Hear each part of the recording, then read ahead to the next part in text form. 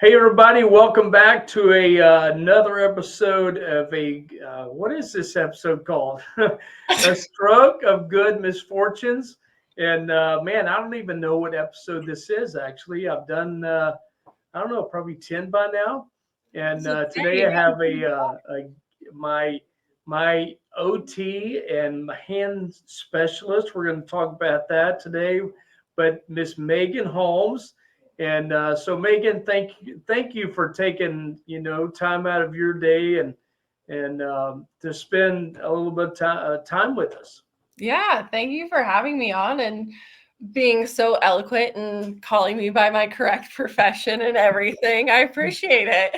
Well, you know, I didn't even know what OT meant or PT meant. I didn't know if what they did that was different. So I've learned the terminology of what each one of them does in a very broad way. And then you had to throw me a curveball that now adds on another layer of what an OT does, and that's being a certified hand specialist.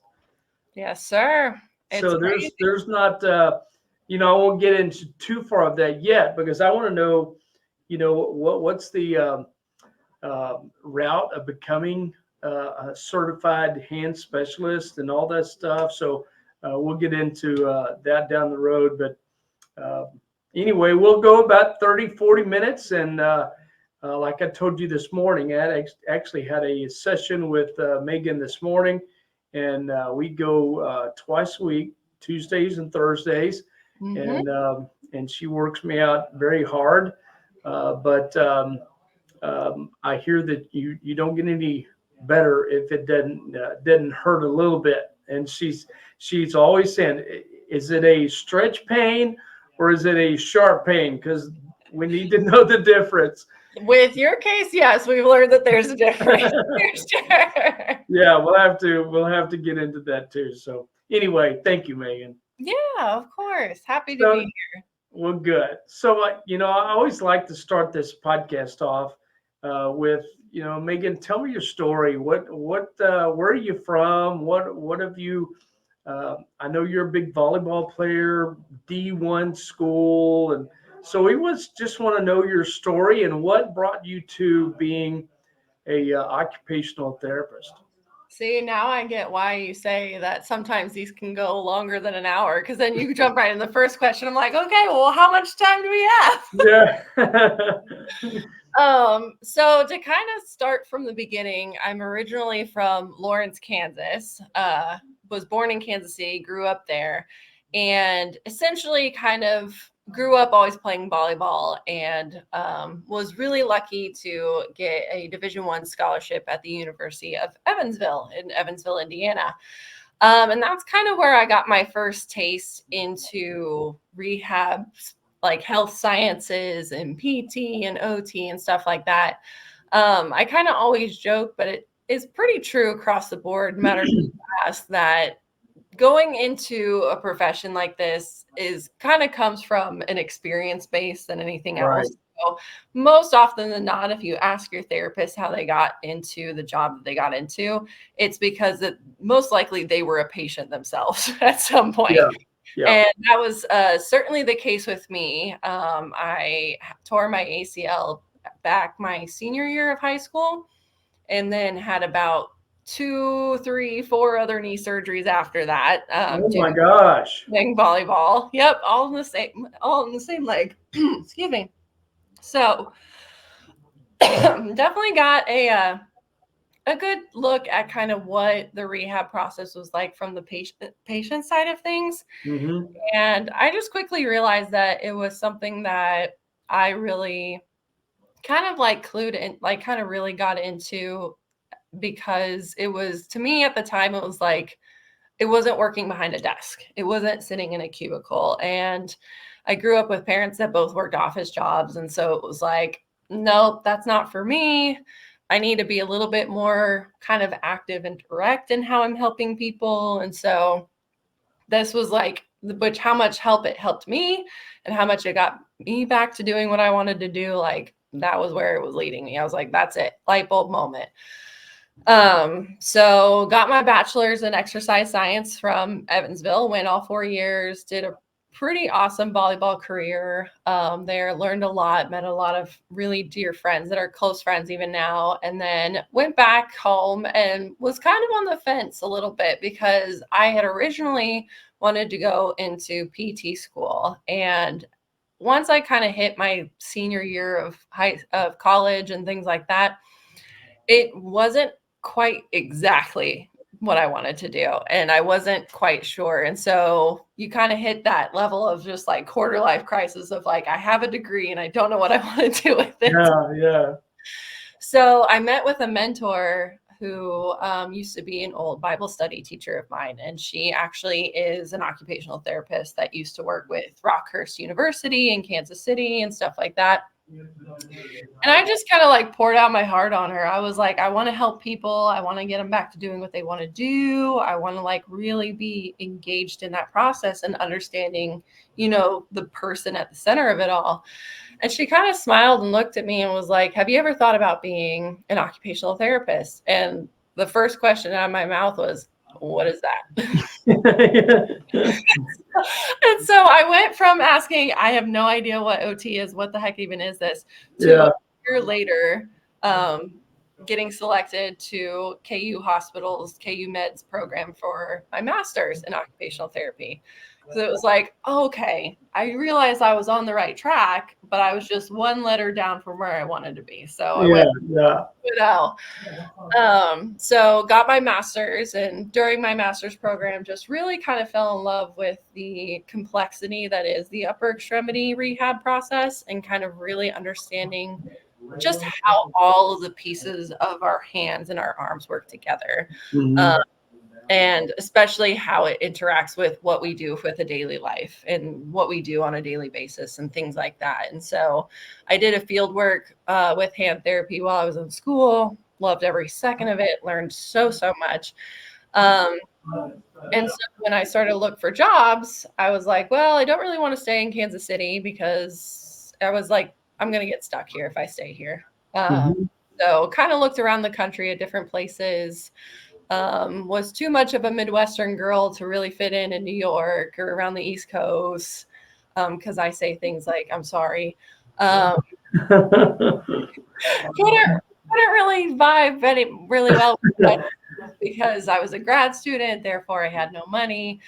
Well, you're super nice and friendly, so you definitely would not have fit up in New York. No, I made the mistake of bumping into somebody one time when I was in Times Square, and I was like, I'm so sorry, please excuse me. And I think I almost got into a fight with a stockbroker because of that. Yeah, like it was not a good fit for me personality wise. Didn't really like winter that much to move up north. So kind of started looking down more south in the country, found this job in Houston, worked out really, really well, kind of packed up and moved everything down here in about 2019.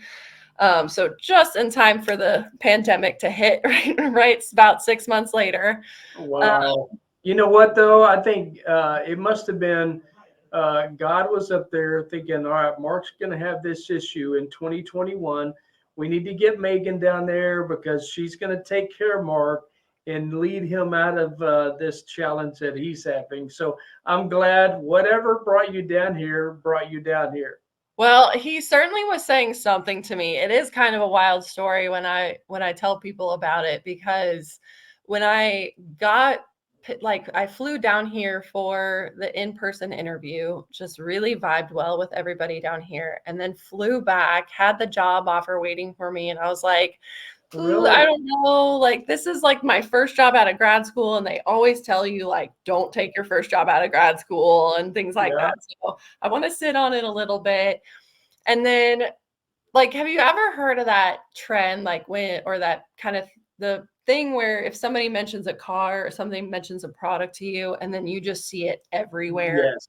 The reticular, I forgot what they refer to that. Yeah, whatever it was on a cosmic level with me. Like in the summertime, there's a lot of students that go to the University of Kansas that are from Texas. So it's not the most uncommon thing to see a Texas license plate here and there when you're in town. Yeah. But during the summer when nobody is there and you're seeing up to 10 to 20 a day, that's a little strange. It's time to go to Texas. Right. And then you're seeing Texas stickers, you're seeing Aggies shirts, you're seeing Houston things everywhere. Like it was to a point where I really couldn't ignore it because it was beyond me at that point. Like I was being told that I needed to go. You know So what? There was something real funny when we moved from Round Rock to Phoenix. We were like, okay, give us a sign or something. right. And it was funny. Every time we looked, they were giving the weather report in Phoenix. Something was being on the scores to the ball games were jumping out at us. The weather in Phoenix. I mean, it was very obvious it was time to go for our time in Phoenix. It's So I crazy. get it. Yeah, it's crazy how that is. Yeah. So once I moved down here and started working, that was when I kind of started the process to get my certification in hand therapy. Because for a CHD, according to the HTCC organization, any occupational therapist or physical therapist can become a certified hand therapist as long as they have the equivalent amount of hours working with upper extremity injuries. So people who work in neuro, people who work in inpatient, technically anybody in any kind of setting can get this certification. Is it what's the reason that a PT would get a hand specialist? So with a hand specialty certification or with a CHT, you're basically saying that you're an expert in the entire upper extremity, not Okay. just the hands. And a lot of that, I kind of tell a lot of my patients that that's where the Venn diagram kind of crosses over because PTs work a lot with shoulders.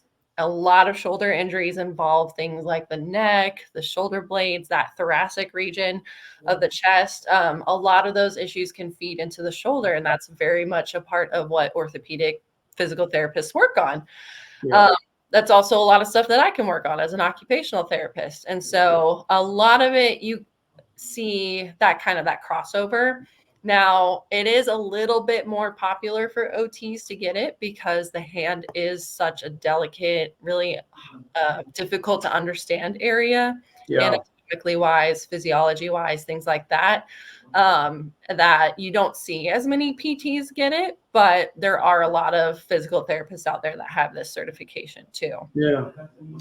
So pretty much anybody who is an OT or a PT that accumulates the equivalent of about 3 years of experience with working with hand and upper extremity rehab, they can essentially, if they have it approved by their supervisor and things like that, they can sit for this exam and get the certification. Okay. Okay. That's a great story. And so you've been at this location, and you don't have to disclose where you're at. That's not that important. But you've been there ever since you started. This was your first job and your only job for this field. For sure. And so it kind of strikes me sometimes that I've been here for about 4 years because I'll have patients that have been seen by me like 3 years ago. And I'll realize that it's them. And I'll look back at notes that I wrote back in like 2019, 2020. And you can just see kind of how much experience you gain over that. Yeah. Which is probably the nicest way of putting it, because I probably looked at some notes and wondered, what the heck am I even talking about or anything Yeah. like that. Yeah. So it is kind of unique to kind of have that as your first job and your current job, is that looking back on it now, especially now that I have my CHT, is that I can look at how I treated then when I was really learning just the basics of how to make a rehab process, how to treat this certain type of injury, to now handling cases where like the beginning version of me would have been completely overwhelmed by, and looking at a certain case and being like, yeah, no sweat, let's go. Yeah. So when you have a new patient coming in, do you, I know because you did it with me, you have a sit down, the initial sit down, and you talk about the situation and what are you planning to get out of this? What do you want to happen?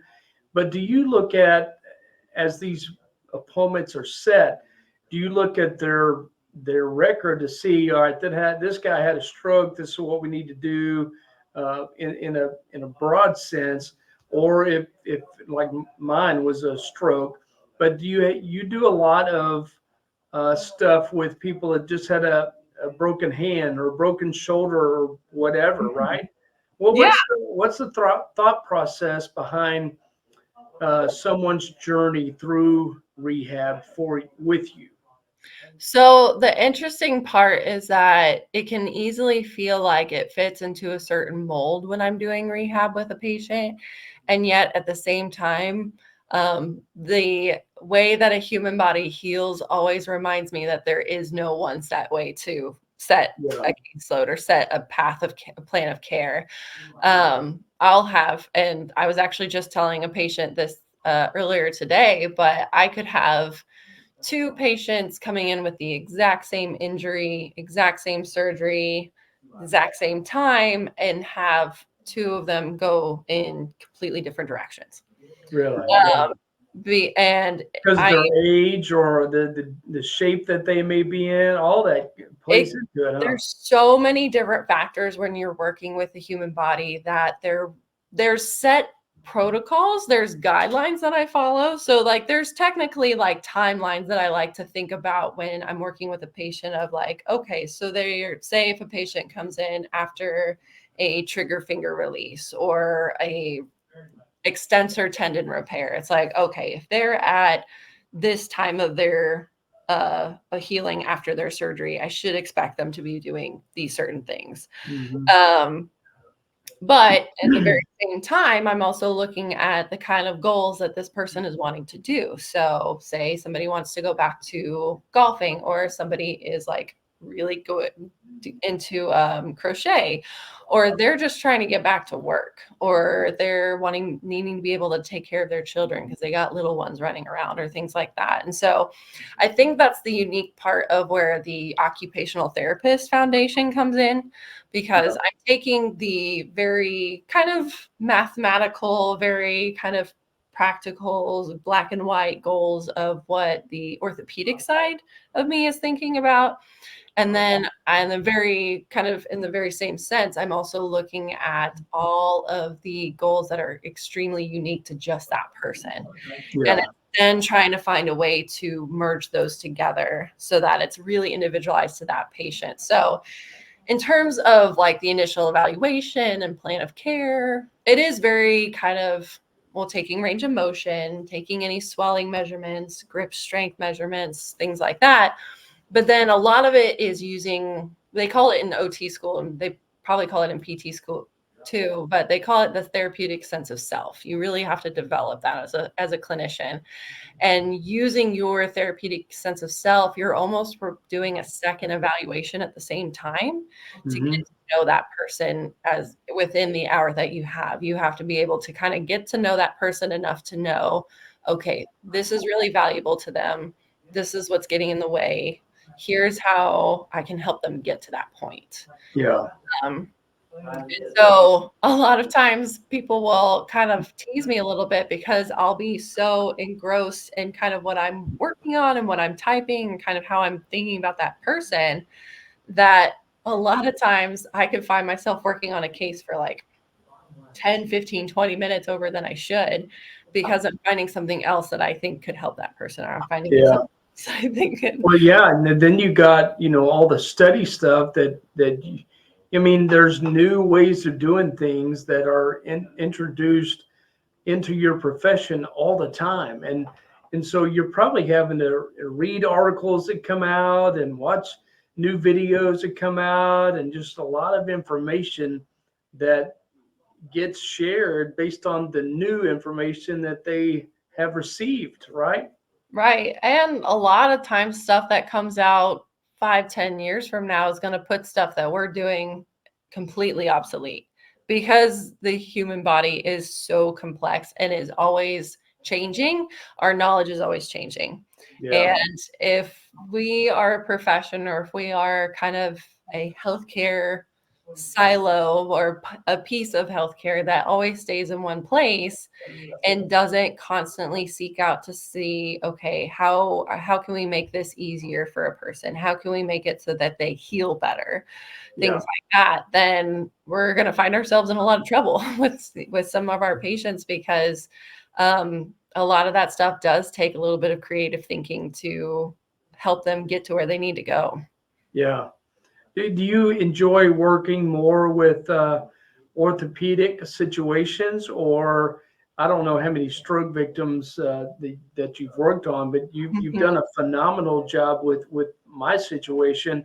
Is there a preference that you have, um, or has me showing up every Tuesday and Thursday make it to where you say, "Man, I hope nobody else comes into our clinic like that," because this Please, guy is please call and done cancel. lost. Please call and cancel.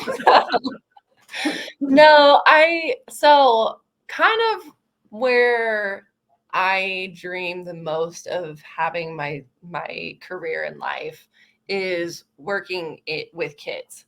Okay. I've always enjoyed working with kids, especially kids with special needs or special considerations. And I got to experience a lot of that in high school and college, and then a little bit in grad school, and I did some of my field works. But I've strangely enough come to kind of really love working with adults of all ages. I find that you like really can connect really well with patients who are across all different age spectrums and all different walks of life. Yeah. Um, because a lot of them, this is their first time around with this injury. This is maybe very rarely, maybe their second or third time around with an injury like this. And to be that person that gets to join them on that journey and say, hey, yeah, this sucks. This is the worst, but let's work on this together so that you don't Right. want to be here again or things like that. So I think I've really come to enjoy working with just general adult orthopedics as well. I am starting to kind of find a love for neuro rehab a little bit, I think, because of you. I Yeah. have worked with other patients who have suffered a stroke and things like that in the past. And I think it's always provided a bit of a unique challenge because you're not only battling the actual orthopedic anatomical structures, but you're also battling a brain that's healing itself. And Right. it's kind of like trying to cook in the kitchen on like Chopped or something where you have 15 different pans on the fire and you're trying to get Yeah. everything done before something burns. Yeah. Um, but I would say in terms of like my own personal career, I would love one day to kind of work with kids or really be able to kind of take a bigger step into sports orthopedics and really kind of make a name for certified hand therapists and especially OTs that don't really get to have a lot of space in that area of practice. Yeah. Yeah. Got it. Well, that doesn't surprise me that you want to work with kids because you're just an awesome individual, and your personality would match up well with anybody. But Thanks. everybody love. I think a lot of people love kids, but a lot of people wouldn't want to work with them for one reason or another. But Mhm. you would be awesome with children. And Yeah. I met a guy when I was at in therapy in the Woodlands, Mhm. and it's awful what happened to me. I hope it never happens to anybody or anybody that's watching this show or whatever. But the fact is, I was 54 when it happened, and I would go out to the Woodlands every day, 4 days a week. They do um, 4 days a week, 2 hours a day for most of it, 3 hours a day for others. But I ran across a guy who was about 5 or 6 years old, and like I said, my stroke happened when I was 54. At best, I've got another 54, whatever. That's not going to happen. But this little kid, 5 or 6, he had both legs amputated at the thigh, and I thought, man, this is awful. But I've got 40 years to deal with this. He's got a lifetime to live with no legs. But man, his attitude was so incredible. And I met with him and I said, man, you motivate me every time I come in here because you're running across the room. You're learning how to play baseball. I saw him doing baseball activities with him, and the poor guy would swing and miss and fall down, but he got back up, and I was like, you just motivate me like nobody has ever motivated me, and so it is bad that these things happen, but you hope that you get people on your team to help you get through this, like Meaghan. I mean, she is a great asset to whatever company she works for.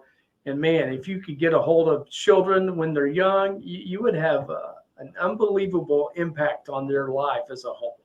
Yeah, I think one of the things that I noticed the most as I would call it emerging adult and working society and things like that, is that we a lot of times lose our ability to learn lessons from each other. And sometimes it takes having an interaction like that where you're met with such an unadulterated joy of life that nothing else can really get in the way of that, to kind of reset perspectives a little bit. And I see that actually happen a lot in the clinic. I'll have a lot of older women that will come in after a thumb surgery or after they've had a fall with a broken wrist, and they say, well, I'm sure you're just used to hanging out with a bunch of old ladies like this all day and things like that. And I'll turn around and I'll have a patient who is just going into college that just happened to meet the wrong end of a chopping knife on accident. And they're working with me with a whole different set of circumstances. And to have those interactions happen very organically with each other, you can kind of start to see those understandings of like, we have something to learn from each other. We have different perspectives that we can gain from each other, and we can almost find that sense of camaraderie in that journey together.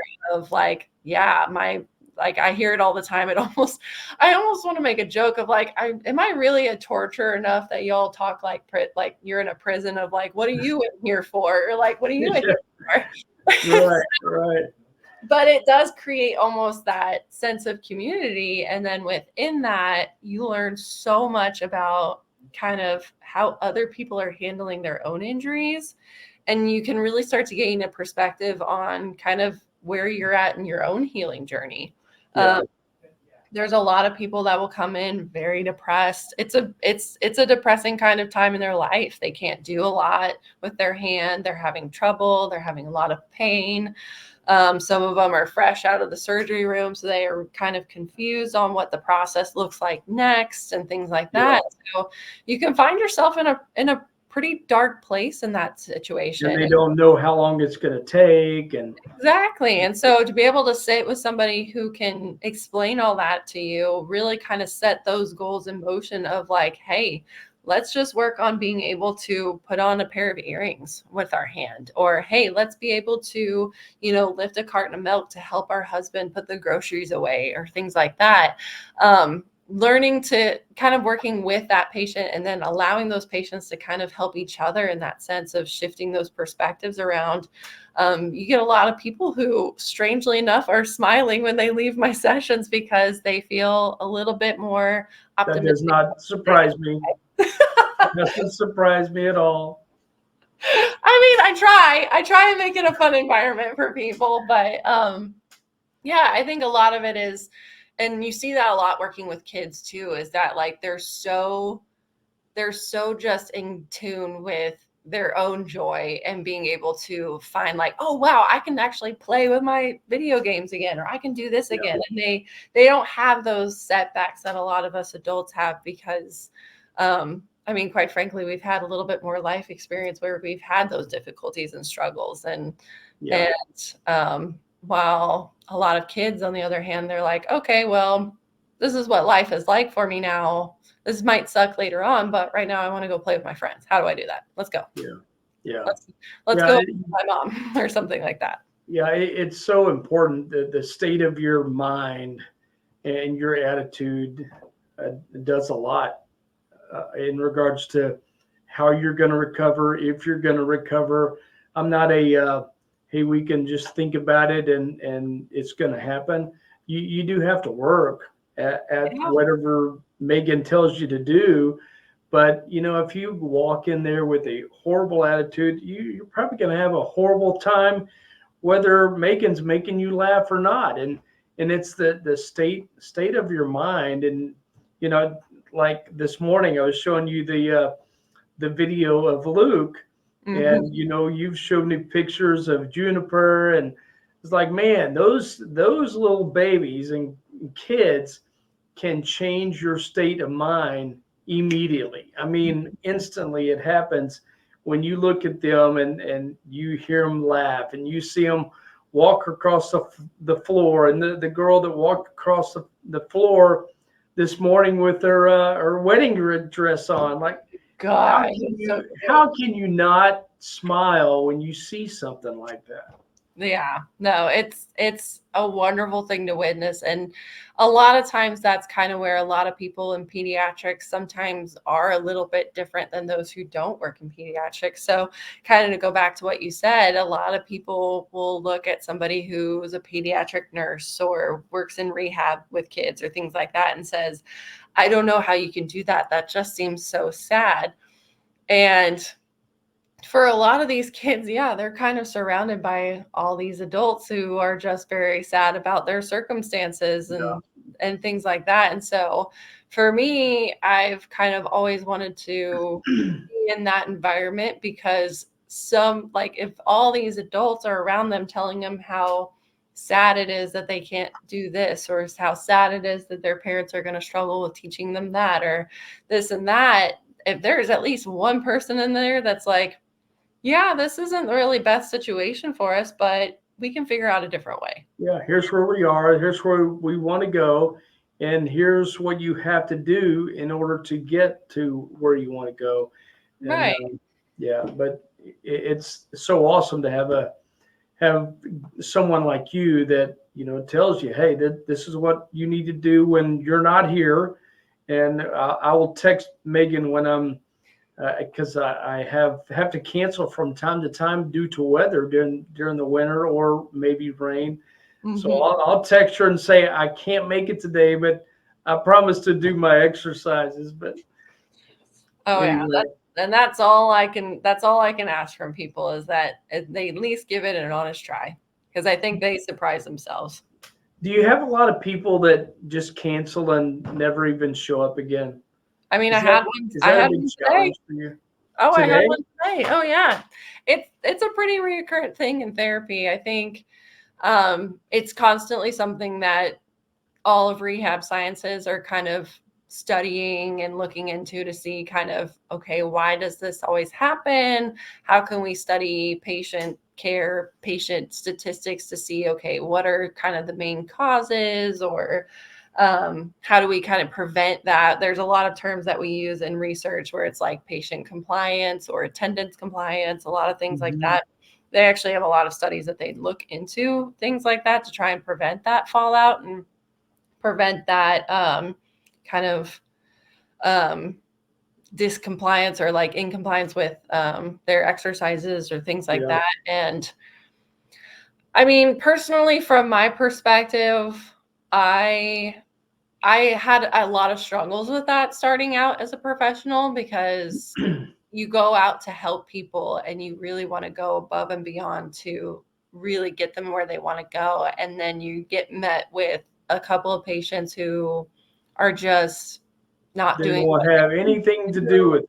do. Right. They don't really want to do what they need to do. They kind of, you can tell they're not really doing their exercises, and you try every convincing argument underneath the book, and at the end of the day they're not where they need to be. And I think at the beginning I struggled a lot with kind of taking the blame of that Yeah. unfairly on myself, um, because I thought, I would always think like, if I'm not doing my part, they're not going to get better. And I think a lot of clinicians kind of start with that idea at the beginning, because you have all these ideas you want to try, and when you're with the patient, you're like, I know I don't know everything, but I do know enough to help this person, and I'm Right. constantly learning. And so there's usually those moments that like kind of that self-doubt and that imposter syndrome kind of kicks in, and you're like, am I doing everything that I could possibly be doing for this patient? Am I not doing enough for this person because they're not getting better? And does that impact the insurance? If insurance sees that, or does insurance know that XYZ patient has canceled 6 out of 10 of his appointments, or how would they know that? And if they do, does it impact them on approving more visits if they're needed? so some private insurance companies may work like that, where they really kind of dive and do kind of like an internal audit of some of those caseloads and seeing what's happening during during that patient's care. In my experience, really the only time where that becomes a really prevalent part of that patient's approval is when we have people who are injured at work and come in through a workers' comp type of thing. Okay. Because in that particular insurance system, the actual workplace is paying for that rehab and is paying for that therapy.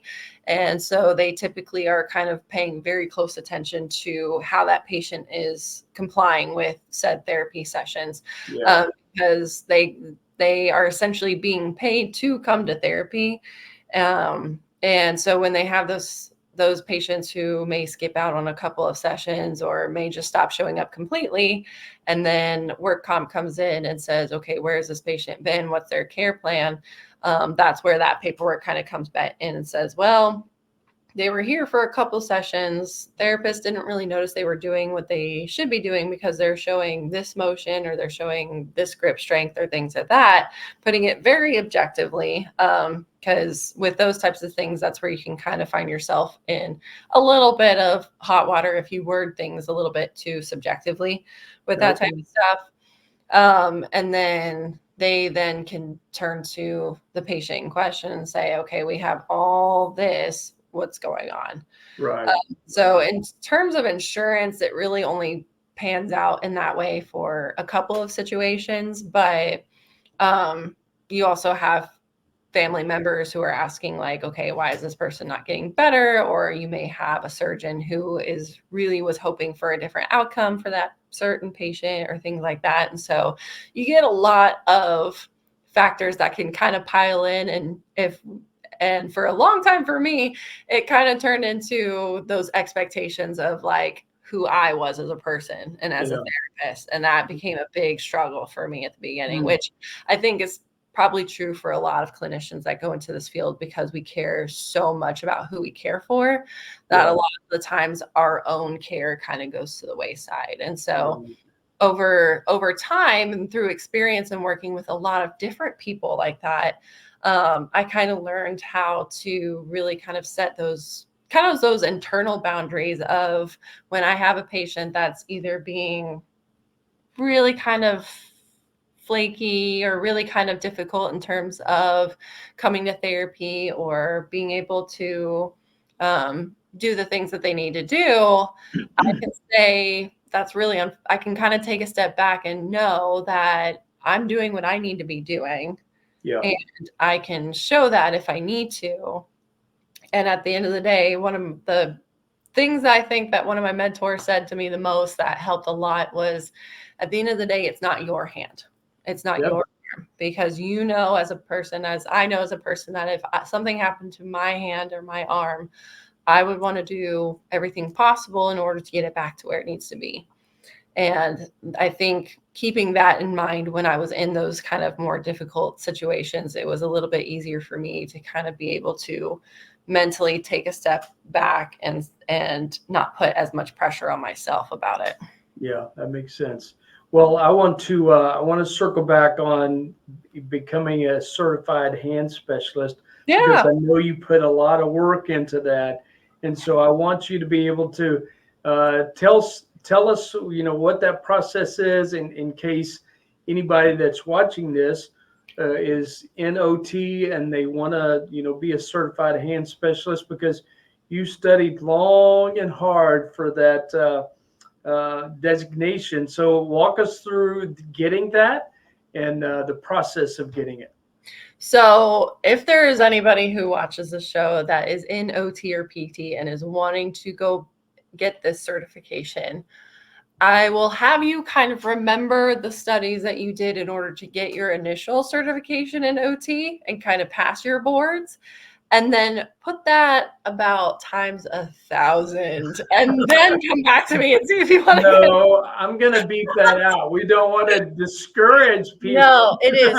If it is, so I always, and I kind of approach it the same way that people approached me, was like, hey, I want to play Division I volleyball. How do you do that? Yeah. The first thing that I always tell people is really sit on it and make sure that this is something that you want. Because what you don't want to do is you don't want to get halfway through this process, a third of the way through this process, or when you take it for the first time and maybe you don't pass or things like that. You don't want to reach a point where you're like, never mind, I don't want to do this. Because it does take a lot of time. It takes a lot of kind of studying and really being intentional with how you're learning what you're learning. Is it in class or online or what? So there's a lot of different ways that you can do it. Okay. There's not really a specific fellowship that you have to follow or things like that. A lot of hospitals and a lot of areas that have a big hand therapy population, they can have fellowship programs that you sign up on and really kind of do like the crash course power through type of learning. There's a lot of places where they have study groups that meet all the time. They have interest groups that meet every month and do some studying work and things like that. There's actually one here in Houston that I'm part of with my mentor that we meet probably about once a quarter and talk about, a special topic or things going on in hand therapy. In my personal journey, I probably made it a little bit harder on myself, and I did it on my own. I always recommend to people to know your study style and really lean into that with this, because those study styles that got you through the boards or got you through any really hard academic tests in your life, it's your bread and butter at this point. And it's what's really going to help you in that process. So for me, I don't do well in groups. I'm a distractor. I like to talk, obviously, and I like to, dilly dally, and I'm really good at that. So for me, studying wise, if I'm with a group of people, or even if I'm with somebody else, my brain's going to be looking at, okay, let's talk about whatever TikTok trend's going on, rather than, okay, I need help studying this particular topic. Yeah. So a lot of the studying I did was really collecting all the information I didn't know. And so I used things like the HTCC study guide. There's a very sacred book in the world of hand therapy called the Purple Book. I don't remember the specific name of it off the top of my head, and it's hidden somewhere in my apartment because my fiance told me that when I was done taking that test, he was going to burn that book. And I paid a lot of money for that book, and I'm not about to have that happen. So it is hidden somewhere where I will not be able to grab it very quickly. But a lot of people who are in hand therapy, they know about the Purple Book. The Purple Book is a very solid resource. I also used a lot of webinars. So MedBridge is one of kind of the bigger CEU websites where a lot of people can go in and learn new things and stuff like that. They have a whole hand therapy prep course that they work you through with a lot of practice tests and things like that. And I think initially that's what actually those resources combined actually helped me pass, because I took it twice. I took it the first time and I missed the passing score by about 6 points, which was so awesome. I love that. And so I had not initially gotten the MedBridge hand therapy prep course at that point. And because at the time it was a little bit expensive for my budget. So of course, the second time around, I'm like, screw it. We're throwing money into this. I'm getting this done. And I think those resources together really did help with understanding what the test questions were wanting. The hard part is that, well, kind of the easy part actually is that you have 2 times out of the year that you can take it. So it's not like I could study for my gosh, like jump in and take it. It's usually only offered during the month, like kind of like late April or early May, and then November. And so How long before you find out the results? see, that was the interesting part. It could be about 8 weeks. It could be 4 weeks. It depends on, because this particular test is actually graded by person, not by machine per se. And Okay. so depending on how many people nationwide take that test, it really kind of dictates how long it takes to then grade it. So everybody that takes that test across the country, it all goes to a group that reads all of them and Right. grades all of. Okay. Yeah. And so when I first took it in November, I got my results back in like late December, I think, early January. It was like right around Christmas time, which was like, perfect Christmas present. Hey, you failed. So then I had about 6 months where I could really ramp up my studying and take it again in May. And then I found out in June that I had passed. I remember that day like it was yesterday. Bawling my eyes out at work. It was great. So that's got to be a super proud moment. If it's not, it needs to be. But what is the proudest moment that you've had as you have gone through your very young occupational therapist career so far? Is there a prouder moment that really jumps out to you? I don't know if I would necessarily label this particular story as like I was proud of it. I think it was more honor for me to be able to witness it, because as a person of faith and as a Christian, things like that, I think I run into a lot of situations where I truly realize that I am merely the hands and feet. I am not an actual healer. And you see these cases, or you see these situations that are just so beyond anything that you could comprehend or really have your hand in, that you can't really help but wonder and almost feel that like appreciation of like, wow, I get to witness this. This is so cool. Um, I think the one that sticks out the most for me, there are a couple different stories. One was when I was actually a student, and then the other one was about 2 or 3 years ago when, everything was just kind of starting to come down from the pandemic and things like that. Um, so when I was a student, I was working with another OT who was working on her hand certification at that time. And we worked in kind of a private clinic. It didn't have its own surgeon group. It didn't have its own doctor group, things like that. But we worked with a lot of different types of people, a lot of different types of injuries. And I remember one gentleman specifically that kind of made me smile when your story came in, when I started working with you, because he was also a gentleman in his early 50s that had suffered a stroke. Really? And he had suffered it at work.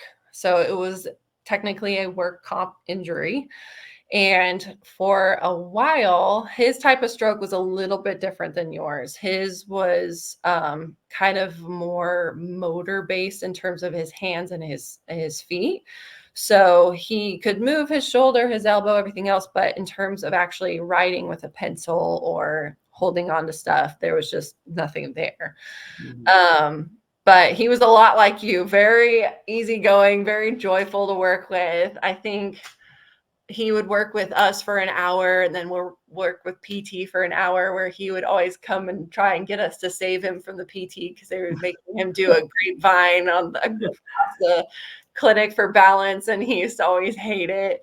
But whenever his brain would get a little bit too much while he was healing, we found that putting him into sensory kind of bins or things like that would help calm his brain down. So we would kind of do those techniques and things like that. Well, I remember one day he came in, and it was right around Christmas time because it was towards the end of my field work. And he was just like, guys, check this out. And he, without even hesitating, runs over to a pegboard that we have on the wall and starts crossing the pegboards across like this.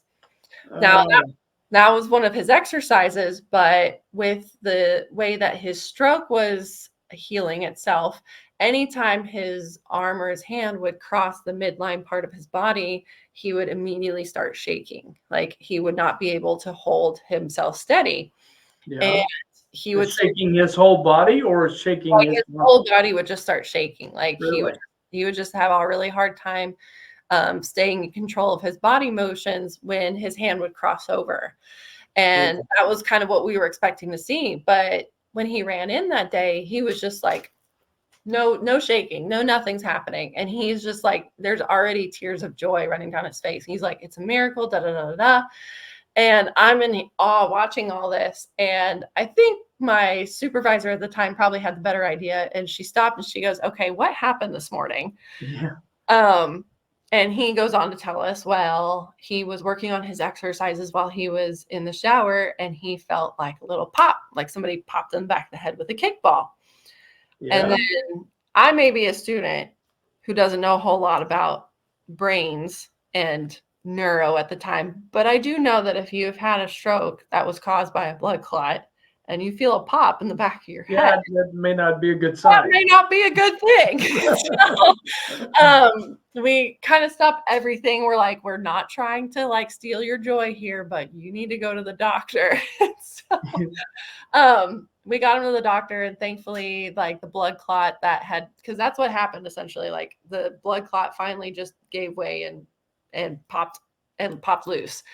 Oh Um, no, so it was a blood clot? it was, and so Oh my gosh. yeah, it was a whole thing. And so the fortunate part was that it wasn't big enough that it was going to cause any problems. And so they got him on some medication to help break it down. And then within 2 or 3 weeks, he was discharged because he could do everything. And Wow. it was like What one a of where story.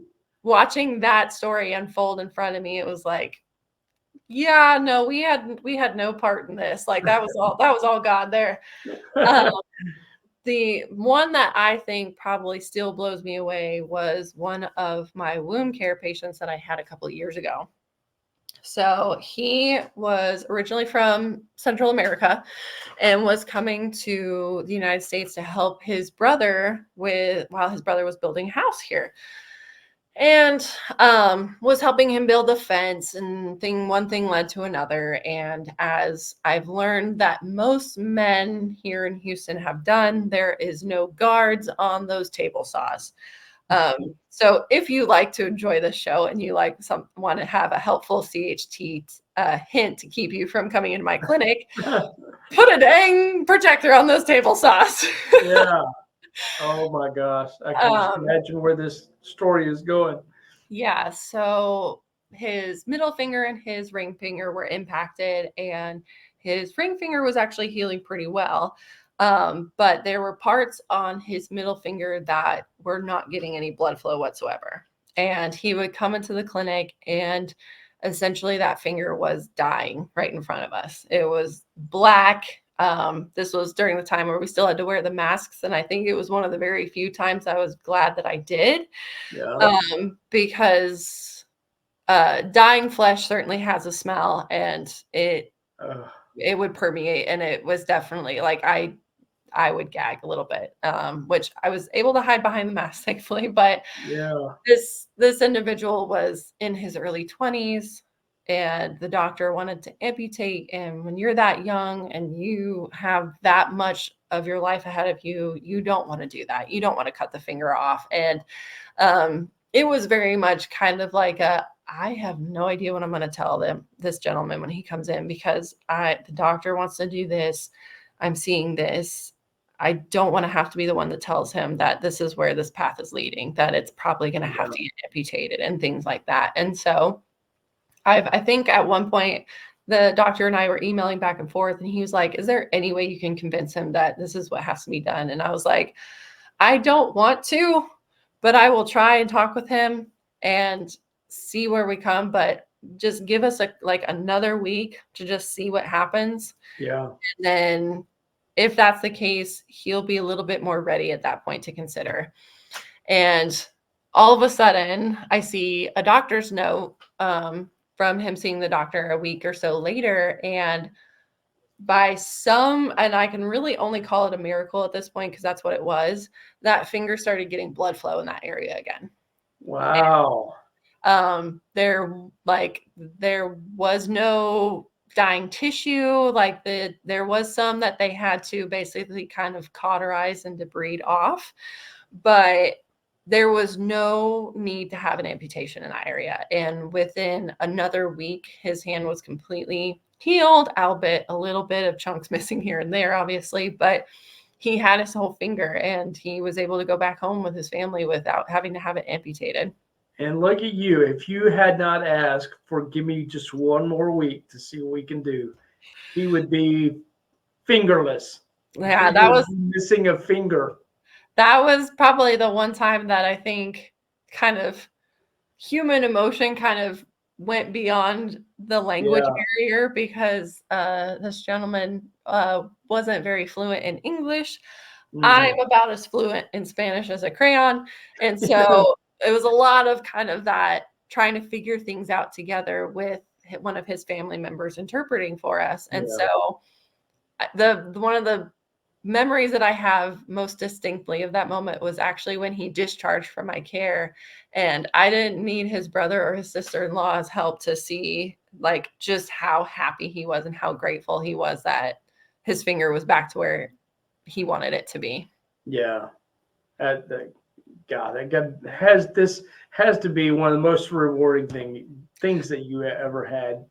It is, it makes that job worth it going Yeah. into, and even not even having huge victories like that. It's just being able to go into a clinic and have a patient who is able to, feed themselves again with their dominant hand, or kind of my kind of personal joke favorite is when I have women who come in with shoulder injuries that are able to dress themselves again, specifically with a bra and things like that, because you may not know this, Mark, but these things that we have to wear are super hard to put on.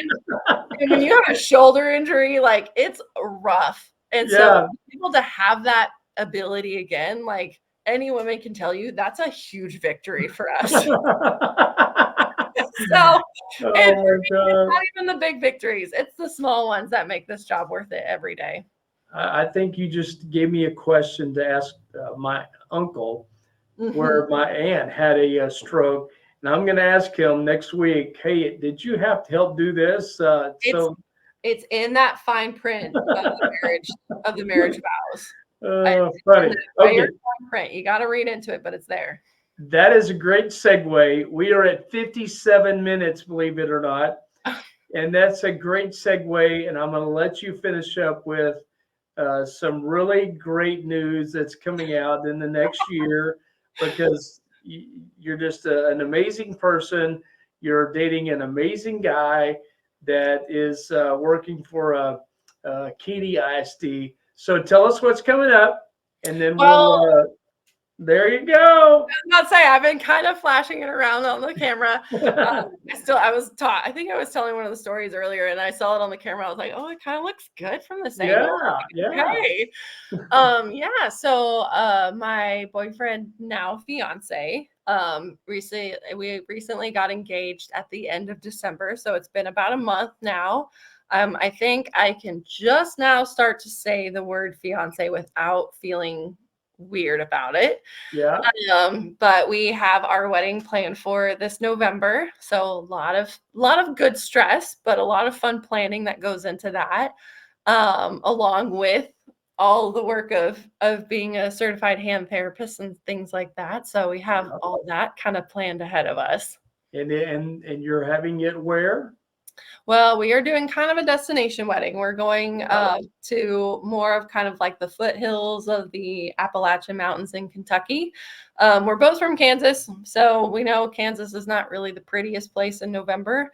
And neither of us have really lived in Texas long enough to kind of build our own emotional roots there in our life together. And so we decided, well, let's go find somewhere pretty. And we like being in the mountains. We like being outdoors, especially going hiking in the woods and things like that. So we looked into a lot of different places in Kentucky and found a place that really has a lot of, I think, what makes our story kind of our story type of deal. Yeah, it's a beautiful place. She showed me the pictures, and I'm so excited for her, and Julie is Julie asks me every Tuesday, Thursday, how's Meaghan? How's Meaghan doing? How's the wedding coming? And I said, I don't know. We don't have a certain date. And I'm like, I'm not the wedding planner here. And so now I can let her know that you have found the location, but everything is coming together. So know that she's always asking about you. Oh yeah, tell her next time she's free, come on in and I'll show her like all the pictures of the color schemes and everything that basically guys kind of glaze over when they start hearing about it. Guys just come up with what time do I need to show up and where's the location, and I What will do I pay need to for wear? what, yeah, and what do I need to pay for? I'll write a check, but I'm just going to meet you at the altar. There. I'll be the one that in the suit. Yeah. Well, Meaghan, I tell you what, I don't know if we got to cover everything. So one of these days, I'm going to have you back if you'll Yeah, we can do a allow me part to do two. it. I would We can do love to do part that. So because we didn't get to ask, what are your favorite things about this business? What are your disgust about this business? So I two. want Yeah. to have you back if you will do that. We'll, a few weeks down the road, we'll try to do it before the wedding because I'm sure maybe after the wedding because you'll be too busy I was about to before. say, you'll probably be able to tell if we do it before because the darkness level of the dark circles under my Yeah, eyes will be a yeah. lot more noticeable on camera. So if I do that, I'll have to do a little bit of makeup beforehand. Well, we'll definitely get you back on here. But thank you so much for Yeah. being a part of the stroke of good misfortunes. And I know a lot of people will learn a lot from what you shared today. And I've said this on my previous podcast. If I hope nothing happens to anybody that to where you need a therapist of any kind. But you know what? If you do, I hope you get the team that I was assigned to uh, on your team because I've worked with Meaghan more than I've worked with any other therapist that I've had to work with since this stroke. And man, she's challenging, but she's tough, and she's loving as she, bends my arm all these crazy ways. She's telling me breathe, breathe, breathe, and I'm like coming off this table, and we've got a whole different story that we can share on the next episode about the shoulder, but Yeah. she's a fantastic therapist, and but man, I hope you get the same team that I've got helping me get back to whatever the new normal is. I don't know what the new normal is going to be, but whatever it is, Meaghan helps me every day because I do my stuff at my house because I have bought a lot of the tools that she has at her clinic, and I have them at my house now where I can do the same things that she makes me do on Tuesdays and Thursdays. Well, it helps, and any clinician will tell you this. It helps when you have a client or a patient who is just as part of the team as your coworkers are. Yeah, And having a patient like Mark who is just as in on his care, just as bought into kind of what we're doing with his case and everything like that, makes it very easy for a clinician like me to be able to do what I want to do and what I need to do. So I can only take so much credit because I think having a patient like Mark really, really creates a really solid team. yeah. I think we're a great team. So thank you for being on my team. Thank you for being the quarterback of my team right now. So Oh, you don't that's want me to throw a football in real life. I don't know if you. well, it can be a spike. How about that? Okay, I can work with that. All right, guys. Well, I'll let you go for now, and thank you again for watching a stroke of good misfortunes. If there's anything I can do to help you get through maybe your stroke or someone that has had a stroke, I'll be glad to visit with them. And I've been invited down to Tier Memorial to talk with people that have had a stroke and maybe they're struggling a little bit more. And so I'm open to do that for you if you need me. So anyway, thanks again, and we'll see you next time on A Stroke of Good Misfortunes. Thanks, guys. Bye-bye. Bye.